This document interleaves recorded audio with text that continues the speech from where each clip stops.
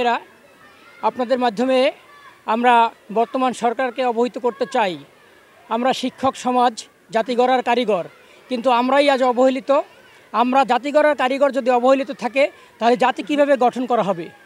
ঠিক আছে, আমরা ক্লাস করতে চাই কিন্তু স্যারেরা আসে না। আমরা চাই স্যারেরা আমাদের এসে ক্লাস করুক। আমরা স্যারেদের সম্মান চাই।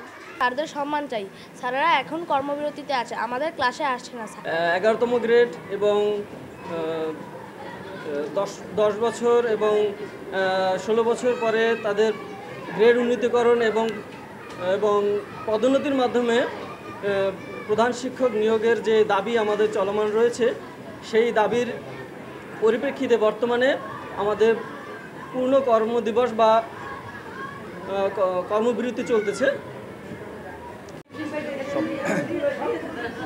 প্রিয় সাংবাদিক ভাইয়েরা, আজকে আমরা আপনাদের মাধ্যমে মাননীয় বর্তমান সরকারের কেয়ারটেকার সরকারের প্রধান উপদেষ্টার কাছে একটাই মেসেজ দিতে চাই। আমরা সারা বাংলাদেশের ন্যায় সারা বাংলাদেশের প্রাথমিক শিক্ষকরা যথেষ্ট পরিমাণ অবহেলিত।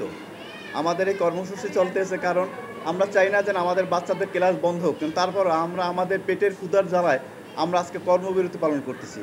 আমাদের 3 দফা দাবি কেন্দ্রীয়ভাবে ঘোষিত হয়েছে, সারা বাংলাদেশ সেই একই দাবি পালন করতেছে। আমরা নাজিরপুর উপজেলায় 182টা বিদ্যালয়ে আমরা সেই কর্মসূচির সাথে একত্রতা প্রকাশ করছি এবং আমরা সেই কর্মসূচি পালন করতেছি। আমরা ক্লাস করতে চাই, স্যারেরা আমাদের ক্লাসে আসছে না। আমরা চাই স্যারেরা আমাদের ক্লাসে আসুক, আর আমরা চাই স্যারেদের সম্মান যাতে বজায় থাকুক। আমরা আজকে কর্মবিরতির মতো কঠিন সিদ্ধান্তে যেতে আমরা বাধ্য হয়েছি। আমরা চাই না আমাদের ছোট্ট সোনামণি সেই কচিকাচাদের কিচিরমিচির থেকে আমরা আমাদের নিজেদেরকেও বঞ্চিত করতে চাই না। আমরা চাই তাদের কাছে আমার সেই উৎসবমুখর ক্লাসে আমরা ফিরে যেতে চাই, কিন্তু আমরা বাধ্য হয়েছি আজকে এই কঠোর কর্মসূচি দেওয়ার জন্য। আমরা এখন কর্মবিরতিতে আছি, আমাদের পূর্ণ দিবস কর্মবিরতি চলছে।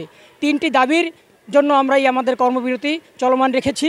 দাবি 3টি হচ্ছে, 1 নম্বর হচ্ছে সহকারী শিক্ষকদের এন্ট্রি পদ 11তম গ্রেডে নির্ধারণ করতে হবে। 2 নম্বরে আমাদের দাবি হচ্ছে সহকারী শিক্ষকদেরকে শতভাগ পদোন্নতি দিতে হবে। এবং 3 নম্বর যে আমাদের দাবি হচ্ছে সেটা হচ্ছে 10 বছর এবং 16 বছরে আমাদের টাইম স্কেল সেটি বহাল রাখতে হবে এবং দ্রুত সময়ের মধ্যে সেটি